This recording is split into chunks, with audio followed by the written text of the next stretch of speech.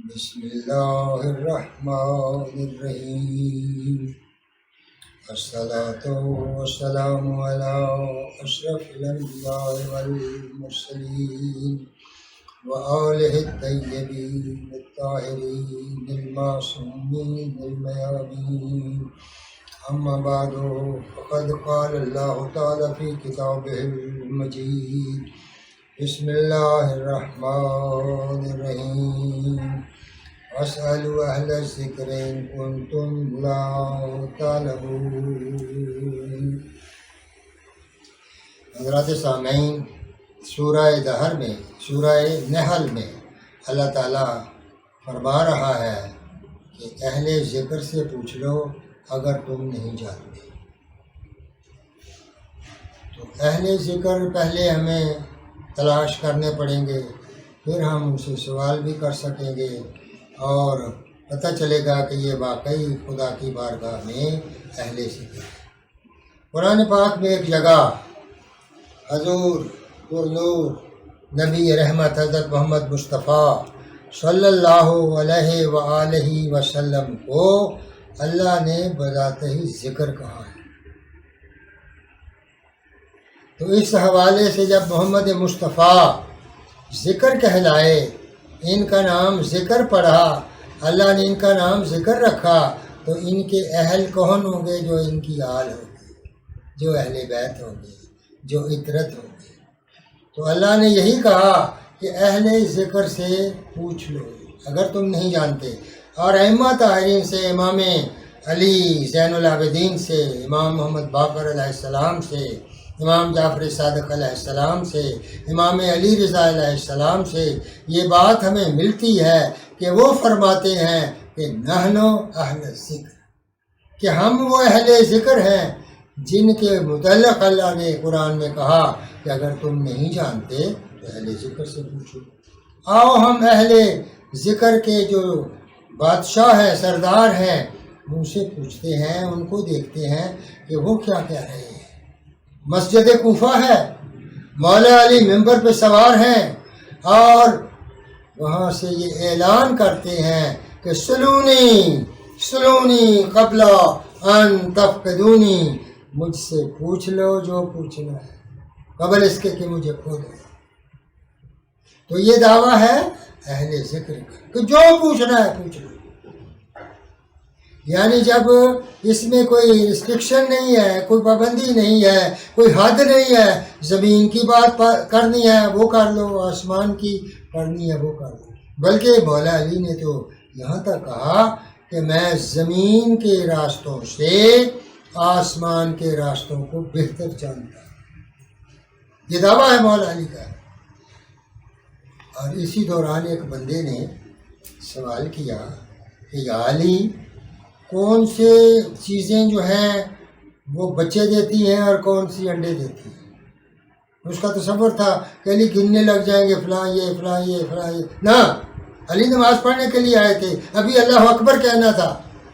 تو مولا نے کہا کہ جن چیزوں کے کان باہر ہیں وہ بچے دیتے ہیں، اور جن کے کان اندر ہیں وہ انڈے دیتے ہیں۔ اللہ اکبر، نماز شروع کر۔ اور لوگوں نے جو ماہر تھے حیوانیات کے، پرندوں کے، دوسرے تیسرے، انہوں نے جب اس چیز کو پرکھا، دیکھا، تو ایک شخص کا یہ بیان ہے کہ میں تو یہ سوچتا ہوں یا علی نے یہ سب کچھ خود خلق کیا ہے اور یا علی نے خلق ہوتا دیکھا ہے۔ اسی طرح قرآن میں ایک جگہ آتا ہے کہ یقول الذین کفروا لست مرسلا قل کفا باللہ شہیدا بینی و بینکم ومن عنده علم الکتاب۔ کافر کہتے ہیں، قرآن کی آیت ہے، ترجمہ ہے، کافر کہتے ہیں کہ تو رسول نہیں ہے۔ اللہ کہتا ہے اے رسول، ایک تو میں تیری رسالت کا میں گواہ ہوں، اور دوسرا وہ گواہ ہے من عنده علم الکتاب، جس کے پاس ساری کتاب کا علم ہے۔ مولا علی سے کسی نے سوال کیا، یا علی، سب سے بڑی فضیلت جو قرآن میں ہے آپ کی وہ کون سی ہے؟ تو انہوں نے یہی آیت کوٹ کی مولا علی نے کہ جس میں اللہ نے شہادت کے معاملے میں، رسالت کی شہادت کے معاملے میں اپنے آپ کو گواہ کہا اور ساتھ من عندہ علم الکتاب کہا، اور تمام مفسرین نے لکھا کہ یہ من عندہ علم الکتاب سے مراد امیر المومنین اور حضرت علی علیہ السلام کا یہ قول ہے کہ انا قرآن ناطق، میں بولتا ہوا قرآن. اور رسول نے فرمایا القرآن علی مال قرآن، کہ قرآن علی کے ساتھ ہے، علی قرآن کے ساتھ. مولا علی نے کہا میں جانتا ہوں کون سی آیت کہاں اتری، رات میں اتری، دن میں اتری، پہاڑ پہ اتری، گھر پہ اتری، معراج میں اتری، جنگ میں اتری، کہاں کہاں نازل ہوئی، کیسے کیسے، اور جو اس میں آیات ہیں، جو ان میں مثمرات ہیں، جو ان میں راز ہیں سارے، مولا علی کہتے ہیں ہم جانتے ہیں. تو یہ ہستیاں جو ہیں، یہ دلیل ہے ہمارے پاس کہ ان ہستیوں کا مرتبہ جو ہے ہم انسانوں نے سمجھا نہیں. جب رسول خدا کا آخری وقت آیا تو جاتے ہوئے انہوں نے فرمایا جو ہمارے سب مسلمانوں کی کتابوں میں موجود ہے کہ انی تارکن فیکم الثقلین، کتاب اللہ وعطرتی اہل بیتی ما ان تمسکتم بہما لن تضلوا بعدی وانہما لن یفترقا حتی یردا علی الحوض. میں دو چیزیں چھوڑے جا رہا ہوں، ایک قرآن چھوڑے جا رہا ہوں اور ایک اپنی عطرت اہل بیت چھوڑے جا رہا ہوں. جو ان سے تمسک کر رکھے گا، جو ان کی بات سنے گا، جو ان کو مانے گا، وہ گمراہ نہیں ہوگا. اور ان کی پہچان کیا ہے کہ یہ دونوں قرآن اور اہل بیت جو ہیں یہ جدا نہیں ہوں گے حتیٰ کہ حوض کوثر پر میرے پاس پہنچیں گے. یعنی ان کی ابتدا بھی بتا دی اور ان کی انتہا بھی بتا دی کہ ان کا انجام جو ہے وہ بخیر ہوگا اور یہ حوض کوثر پر میرے پاس آئیں گے. تو اس لیے ہمیں چاہیے کہ ان ہستیوں سے دل کی گہرائیوں سے پیار کریں تاکہ ہمارا خاتمہ جو ہے وہ بالخیر ہو. رسول خدا صلی اللہ علیہ وآلہ وسلم کو ان ہستیوں سے پیار تھا. حضرت علی علیہ السلام کی شان میں بے شمار حدیثیں ہیں. یا علی انت منی وانا منکا، علی تو مجھ سے ہے میں تجھ سے ہوں. الحسن والحسین سیدہ شباب اہل الجنہ، حسین منی وانا من الحسین، الفاطمہ بذات منی. یہ ساری چیزیں، اور حدیث کسا میں تو یہاں تک کہا کہ انہم منی وانا منہم، یہ مجھ سے ہیں میں ان سے ہوں. اتنی قربت والی ہستیاں، اتنی قریب والی ہستیاں، اتنی خونی رشتے رکھنے والی ہستیاں، اتنی علم و عرفان سے آگاہ ہستیاں جو ہیں جب موجود ہوں امت میں تو ان کا احترام کرنا بہت ضروری ہے. جب انہیں اللہ تعالیٰ کیا رسول جو وحی کے بغیر بولتا نہیں وہ کہتا ہے کہ یہ جنت کے جوانوں کے سردار ہیں، ان کا باپ ان کا سردار ہے. جب وہاں جہاں آدم سے لے کر عیسیٰ تک انبیاء ہوں گے، اوصیاء ہوں گے، اتقیاء ہوں گے، مومنین ہوں گے اور وہ ان کی سرداری میں ہوں گے، تو ہمیں جو ہم اس فانی جہان میں رہ رہے ہیں اور گناہوں کی بستیوں میں رہ رہے ہیں، ہمیں بھی چاہیے کہ ان کی سرداری کو تسلیم کرتے ہوئے ان کے سامنے اپنے سروں کو جھکائیں اور ان سے علم لیں. یہ علم کے مخزن ہیں، یہ منبع ہیں، یہ خازن ہیں، یہ علم کے بہت بڑے پہاڑ ہیں. ان سے ہمیں علم حاصل کرنا چاہیے، ان سے ہمیں سیرت لینی چاہیے، ان کی سیرت کو اپنانا چاہیے. جب ہم کہتے ہیں نا کہ ہم محب اہل بیت ہیں تو یہ صرف جملہ کافی نہیں ہے کہ محب اہل بیت ہے. محبت جو ہے وہ یہ مانگتی ہے کہ ان کی بات کو تسلیم کیا جائے، ان کی سیرت کو اپنایا جائے. جس طرح سے ان ہستیوں نے اللہ کی عبادت کی اس طرح سے ہم عبادت کریں. جس طرح سے انہوں نے اللہ کے بتائے ہوئے روزے رکھے، حج کیے، زکوٰۃ دی اور جہاد کیا، وہ ساری چیزیں جو ہیں وہ تعلیمات ہم ان سے حاصل کریں. میں زیادہ زحمت نہیں دوں گا، اب میں ایک دو اپنے کلام سنا کے آپ کی زحمت کو ختم کرتا ہوں. پہلے میں ایک نعت کے چند اشعار سناؤں. عرض کیا ہے کہ نوع انسان کو ملا رنگ اخوت تجھ سے، وہی اللہ کا ہوا جس کو ہے الفت تجھ سے۔ تیرا مداح خدا، تیرے فرشتے درباں، کو بکو نام تیرا، سب کو ہے نسبت تجھ سے۔ ما سوا اللہ تیری ذات کا جلوہ ہر شو، تابہ قوسین فروزاں ہے یہ رفعت تجھ سے۔ تیری انوار کی کرنوں سے بنے شمس و قمر، کہکشاں قوس و قزا، بکھری ہے ندرت تجھ سے۔ میں گناہ گار سہی پھر بھی ثنا خواہ ہوں تیرا، میں سزاوار جناح ہوں کہ ہے الفت تجھ سے۔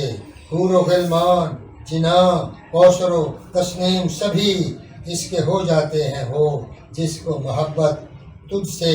تیرے حسنین ہیں جنت کے جوانوں کے رئیس، آل سے پیار کریں جن کو ہے الفت تجھ سے۔ کہہ دیا حق نے رفانہ لکا ذکر تجھ کو، روز محشر و عطا رافت و شفقت تجھ سے۔ تیری سیرت، تیری صورت، تیری عظمت پہ نثار، مجھ سے آسی کو ہے امید شفاعت تجھ سے۔